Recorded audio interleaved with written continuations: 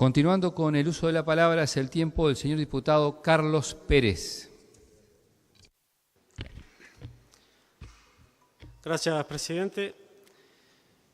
Una curiosa casualidad, el mismo día que este cuerpo hace una sesión por el Día Mundial de la Alimentación, discutimos acá también esta ley de riego. Nosotros, intentando rastrear los argumentos del gobierno para llevar adelante estas modificaciones a la ley vigente, fuimos encontrando algunos documentos y para empezar por decirlo, el principal de ellos y el origen de esto es un trabajo conjunto entre el Banco Mundial, y repito, el Banco Mundial y el Ministerio de Ganadería. En algunos documentos, uno fechado el 2014, escrito por la ingeniera agrónoma Mariana Gil, nos dice que hay una oportunidad de consolidar la rentabilidad de la agricultura. La rentabilidad de la agricultura. Y allí, siempre que se buscan ejemplos, siempre se remite a la soja transgénica y al maíz transgénico. Y nos dicen que con riego podemos obtener 1.500 kilos más por hectárea de soja transgénica y algo así como 6.100 kilos más de maíz transgénico por hectárea. Y buscando argumentos del Poder Ejecutivo, nos dice que el incremento del precio de la tierra, que se multiplicó por 5, por 6, por 7, nos genera la necesidad de la intensificación de este modelo. Intensificación del modelo de la soja transgénica y del maíz transgénico. Entonces, claramente, expresamente, escrito en negro sobre blanco por el Poder Ejecutivo, mejor dicho, por el Banco Mundial y el Poder Ejecutivo, nos dicen que el desarrollo del riego es para consolidar la rentabilidad del agronegocio. Nos dicen el desarrollo del riego es para estabilizar la producción de soja y maíz transgénico. Y uno que no rehúye discusiones y que, más allá de que en estos tiempos nos dicen que no hay izquierda ni derecha, que finalizaron las ideologías, y ya que estamos el 16 de octubre, el próximo lunes, el Día Mundial de la Alimentación, nosotros queríamos intentar ubicar qué entendemos, por lo menos humildemente nosotros, de cómo discutiríamos esto por izquierda y cómo se discute por derecha. Entonces nosotros, una persona izquierda cuando habla de la alimentación piensa en la soberanía alimentaria, cómo lograr alimentos accesibles en cantidad y en calidad para nuestro pueblo.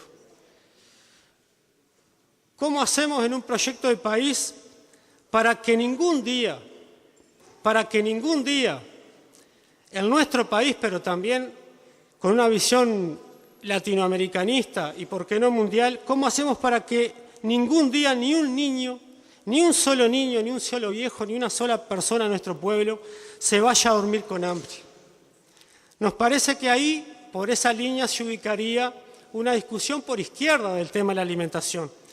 Por la derecha, tendríamos que hablar de la rentabilidad del negocio, del agronegocio, mercantilización de los alimentos, los commodities, porque ¿por qué el Banco Mundial inicia esto? El Banco Mundial, el sistema financiero mundial, los amos del mundo, que con el Ministerio de Ganadería está muy interesado en esto, los commodities, o sea, la especulación financiera de este tipo de producción en las bolsas del mundo, en Nueva York, con esas ventas a futuro, ¿verdad? Que hay que estabilizar la producción, pues ya está vendida.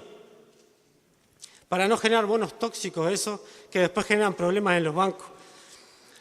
Y, por supuesto, que por derecha, acá se habla del aumento del precio de la tierra, o sea, de un mercado libre de tierra, de la mercantilización de la tierra, del uso de la tierra para la soja transgénica, para el maíz transgénico.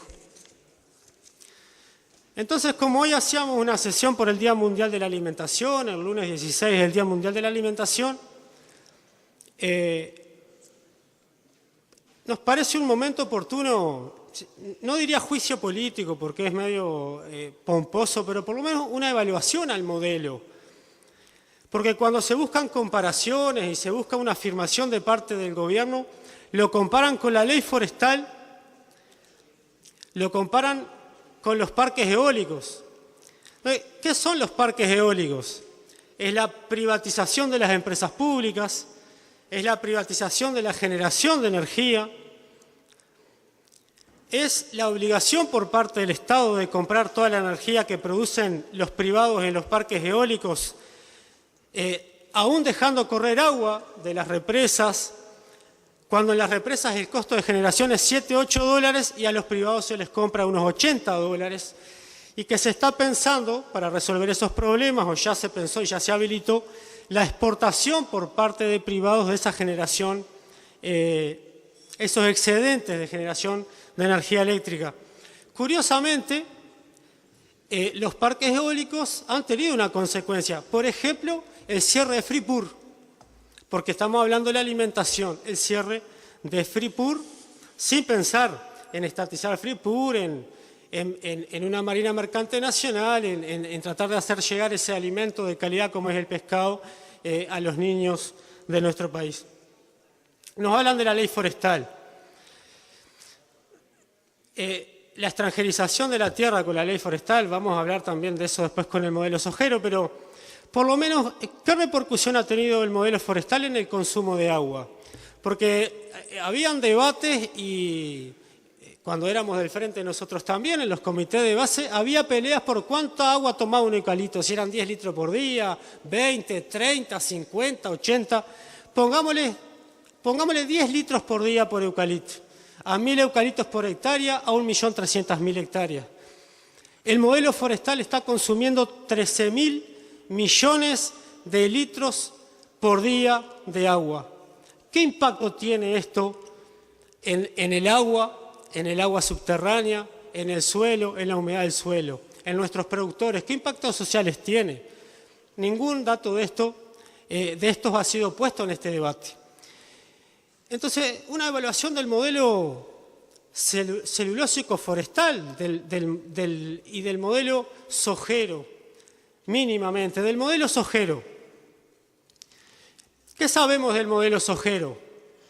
La concentración de la tierra en nuestro país está llegando al 50% de nuestra tierra productiva.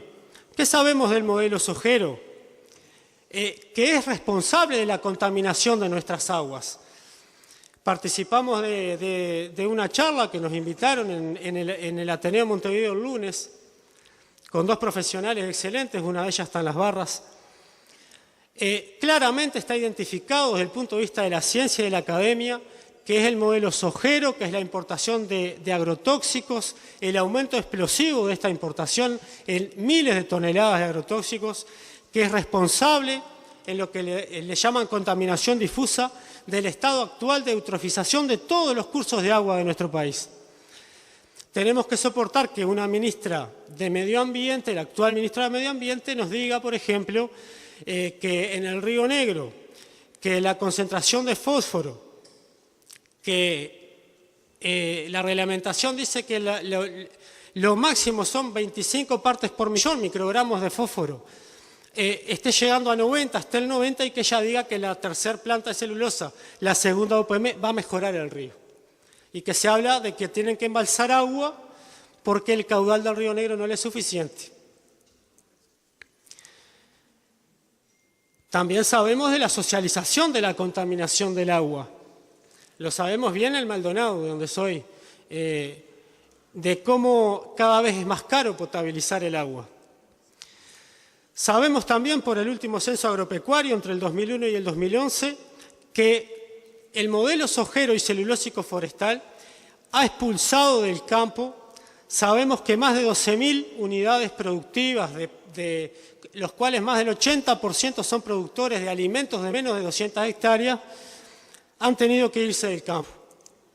Y que si se mantuviera esa tendencia, hoy serían 17.000. los productores que el modelo celulósico forestal, principalmente sojero, ha expulsado del campo. También sabemos que cuando el subsidio a la producción es al agronegocio, los estímulos fiscales sobre el agronegocio, tenemos a la lechería en crisis, ahora con el cierre de fronteras con Brasil, la granja en crisis, la apicultura en crisis. Ni hablar de lo que es la soberanía nacional. Comprar semillas año a año, perdiendo semillas criollas. Gran esfuerzo de los sectores de la agroecología de conservar semillas.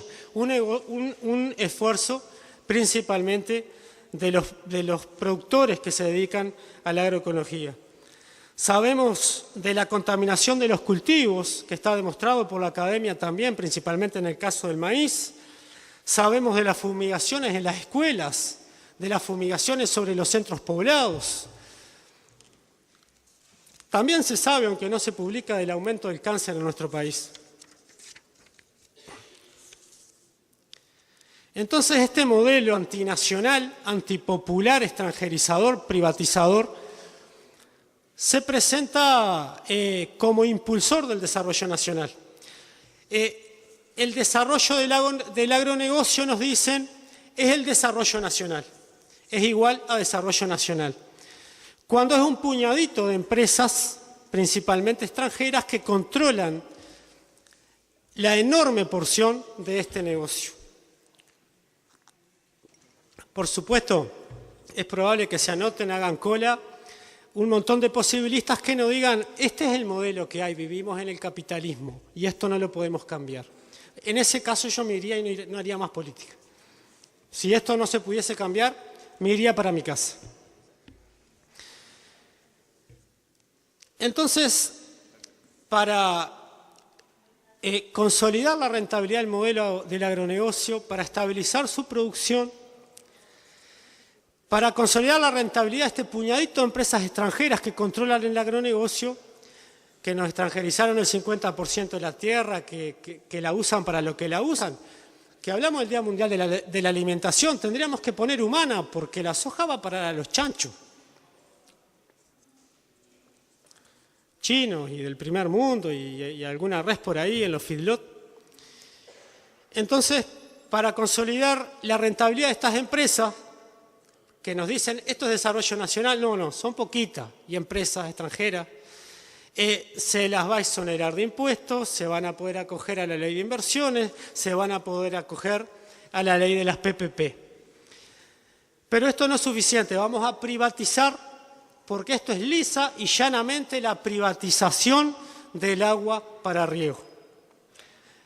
La privatización y la extranjerización, la apropiación privada extranjera del agua para riego. Del agua, un recurso esencial para la vida, un recurso estratégico, si los hay, para un proyecto popular, nacional y soberano, con soberanía nacional. Y nos dicen que la estrategia para desarrollar el riego es embalsar agua, El tipo 4 que le llaman, que hasta el Banco Mundial dice que va a tener graves efectos medioambientales, el tipo 4. ¿No? Hablábamos del estado en que están las aguas ya. En el taller del lunes nos explicaba la bióloga Piccini que estudian todos los embalses en el Uruguay, están altamente contaminados, altamente eutrofizados, todos tienen generación de cianobacterias. Inclusive el más grande de todos ellos, el de Salto Grande. Con estas leyes vigentes, con la 16.466, con la 18.610, con todas ellas. Entonces se va a embalsar agua. Nos hablan que están preocupados por el medio ambiente, pero se va a embalsar agua. Pero aparte se va a embalsar el agua y la única agua que en el artículo 47 de la Constitución se pudiera privatizar sería el agua de escurrimiento. Ahora, cuando tú embalsas un curso de agua superficial, ¿eso es embalsar agua de escurrimiento? Entonces, embalsamos agua, inundamos tierras, inundamos el monte ribereño, que es la barrera natural.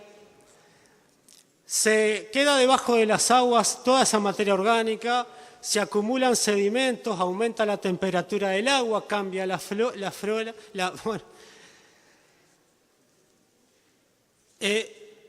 Y parece que esto va a poder tener una habilitación ambiental previa y que no debe preocuparse el inversor del agua cursos arriba, solo del agua cursos abajo.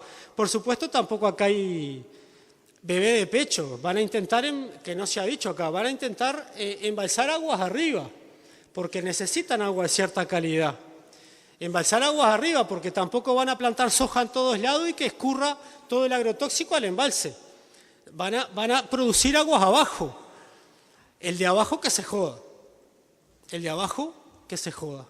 El agua del embalse, bueno, se va a contaminar, pero al embalsarse arriba y la producción sojera transgénica con agrotóxicos sea abajo, y acá se trabajó con Chile. Entonces el modelo chileno pasa que tú quieres producir, te cruza un arroyo, un río por enfrente y no accedes al agua si no la compras. Y también dice el Banco Mundial que ya tiene calculado el precio a que se va a poder vender el agua. No dice a cuánto. Y esa información yo pensé que acá me la iban a decir, ¿a cuánto se va a poder vender el agua?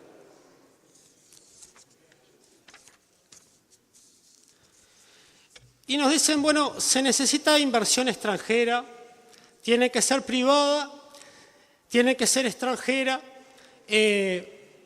porque requiere una gran inversión. Y el Estado no tiene para invertir, lo dijo Aguerre en las comisiones de ganadería del Senado. Requiere una gran inversión. ¿Y cuánto es una gran inversión? Intentamos buscar. Bueno, en el documento del Banco Mundial, les muestro la tapa para que recurran a él. Grupo Banco Mundial, resumen ejecutivo con la gran inversión que parece que no tenemos en Uruguay. En un escenario medio son 18 millones de dólares por año. Y en un escenario de crecimiento del riego fuerte, 27 millones de dólares por año. No tenemos en Uruguay, no tiene el Estado. Y por eso hay que violar la Constitución y privatizar el agua, ¿no? Entonces, para consolidar la renta del agronegocio, para estabilizar la producción del agronegocio, hay que abrirle las puertas a la inversión privada extranjera, porque no tenemos 27 millones de dólares por año. Entonces hay que violar la Constitución, hay que violar la lucha a un pueblo que laudó con más del 60% y dijo que el agua tiene que estar en manos del Estado, que tiene que ser planificado, gestionado y controlado por la asociación civil, y que tenía que estar eso en las comisiones de Cuenca.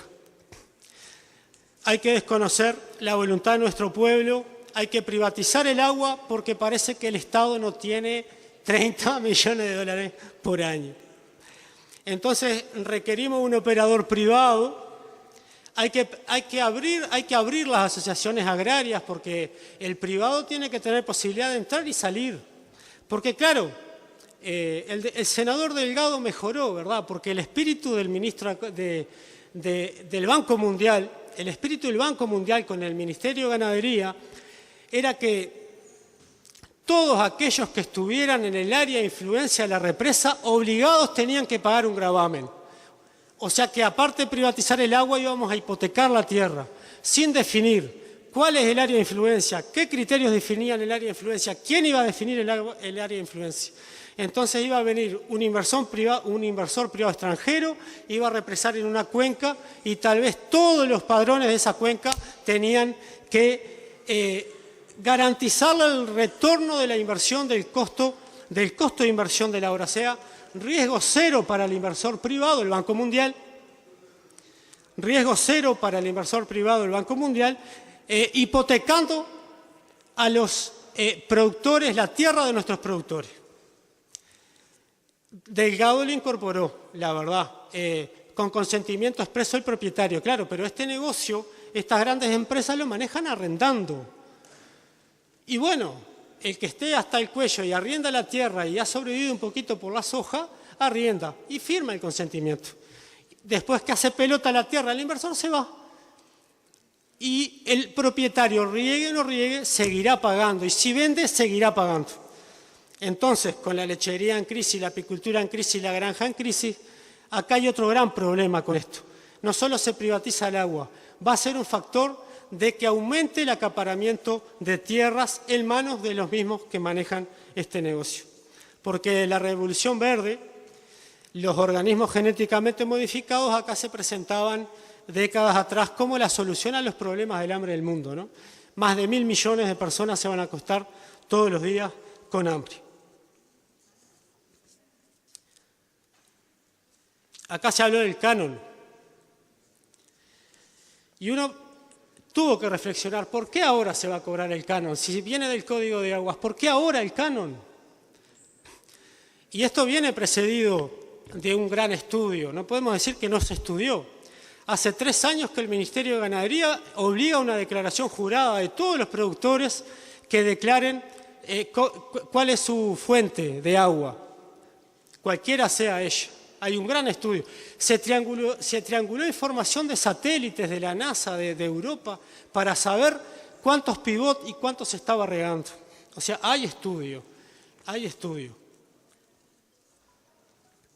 Entonces, uno buscaba, ¿por qué el canon? ¿Por qué ahora el que está con el agua al cuello, los productores rurales, ahora le van a empezar a cobrar un canon?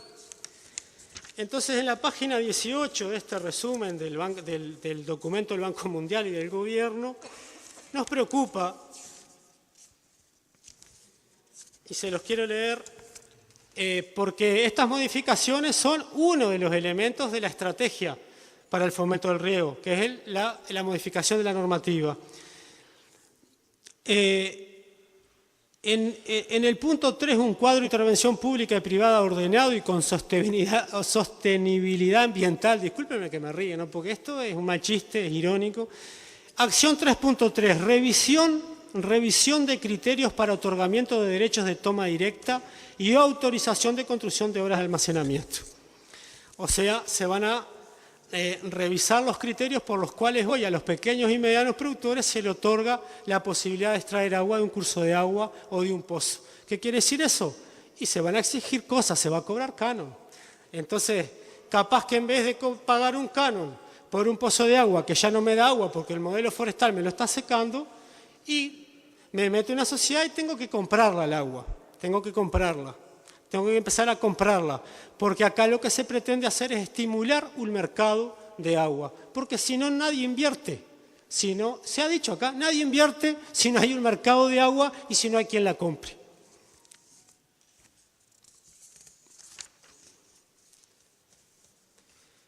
Y acá se incorpora un elemento importante que nadie lo mencionó. Se va a poder cortar el suministro de agua al quien no cumpla.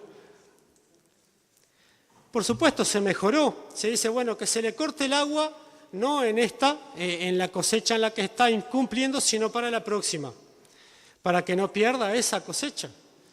Claro, pero si salvaste esa, pero estás endeudado, estás en crisis, no te van a dar agua y no vas a poder nuevamente empezar a producir porque te cortaron el agua, ¿cómo va a pagar la deuda? Y te van a cobrar el canon y tienes deuda y te cortaron el agua y no puedes cumplir. ¿Y cómo vas a pagar? Entonces, por eso decimos nosotros, acá hay riesgo de acaparamiento de tierra. Entonces, vamos a ir terminando. Antes de terminar, caudal ecológico. El concepto de caudal ecológico. Intentamos, nosotros recién tomamos contacto con esto, pero intentamos saber qué es eso. Nos dicen, es el mínimo caudal de un curso de agua que permite sostener la vida. Pensamos nosotros, no debe ser fácil. Hay que conocer toda la vida que hay en ese curso, flora y fauna. Y nos dicen también, pero no solamente hay que saber el agua que se puede extraer, sino la posibilidad de ese curso de asimilar los efluentes que recibe. Entonces, en un término difícil te dicen, hay que conocer la dinámica antrópica. O sea, hay que conocer la dinámica de las poblaciones humanas que vuelcan sus efluentes a esos cursos de agua. ¿Qué estudios hay de eso? Porque se estudió mucho y hay un título, estudios de impacto. Resulta que los estudios de impacto son cuánto va a aumentar el PBI, cuánto esto. Ahora, ¿cuánto presupuesto se le va a dar a la sección de limnología de la Facultad de Ciencias para que estudie, que es su área, el estudio de los cursos de agua dulce, para que tenga recursos humanos, materiales, para realmente incidir en el estudio, en cada curso de agua, porque en cada uno es distinto? Y los agrónomos en la comisión del Senado decían, se maneja un solo criterio, un solo número, un solo valor de caudal ambiental para todos los cursos de agua del país. Es un disparate. Más allá de que el concepto caudal ambiental hoy sea discutido. Entonces, para ir terminando,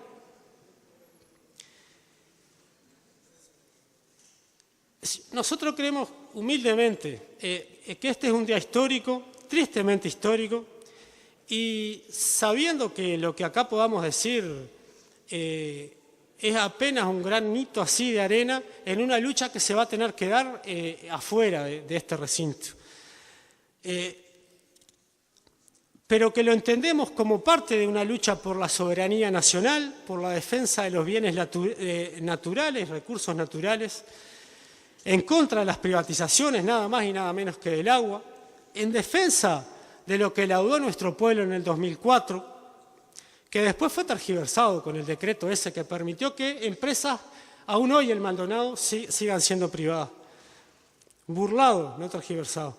Y también lo entendemos como parte de la lucha por la integración latinoamericana, porque muchos pueblos de nuestra Latinoamérica dependen del agua de los deshielos. Y sabemos que el cambio climático está haciendo retroceder esas fuentes de agua y que cada vez va a ser más necesario que nosotros tengamos la responsabilidad de conservar la calidad de nuestras aguas, inclusive para colaborar con los pueblos hermanos. Entonces, si queremos revertir estos procesos de contaminación del agua, si queremos luchar contra estos procesos privatizadores, si queremos luchar por una reforma agraria para que no se siga extranjerizando la tierra, es necesario cambiar de modelo productivo, es necesario luchar contra el agronegocio, es necesario fomentar, apoyar otro tipo de producción familiar, producción pequeña, producción mediana de alimentos. Es necesario fomentar la agroecología. Es necesario repartir tierras, es necesaria la soberanía alimentaria, es necesario eliminar los transgénicos, la compra de semillas, pelear contra Monsanto y contra todas las que nos imponen ese tipo de producción. Es necesario, antes que nada, desde el punto de vista de la izquierda, ubicar estas discusiones pensando en cómo logramos que haya alimentos, como dije al principio, en cantidad y en calidad, para nuestro pueblo. Gracias, presidente. Por eso vamos a votar en contra. No sé si quedó suficientemente claro. Gracias. Yo creo que sí. Gracias. Ha llegado una moción a la mesa.